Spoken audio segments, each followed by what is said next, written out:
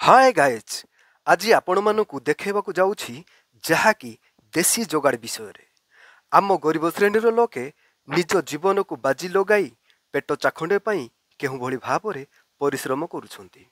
आपण माने देखि पारुथिबे एही दुई जण व्यक्ति उभय दुई पट ठिया होई एही काठ गंडीटी को काटुछंती। एही व्यक्ति माने दिनकू 200-300 पाई सकाळु संध्या जाई खटुछंती।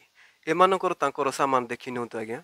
एही जिनिसर ना होची देखा मु चाहूँगी यार ना है हुग्गा जोटा कि आमर करतर धाड़ को तार धाड़ करुँच आउटे देखापी मुझे चाहूँगी यह हूँ टेपटा जोटा कि माप तांके करुँच। दर्शक मैंने आपड़ देखिपे ये जो जगटा देखा जाऊनी कि यहीटा बहुत बड़ गंडीटा को छंचा जाइए गंडी को नहीं कि हाथ करत साहाय्य काठटी को कटा जाउछि।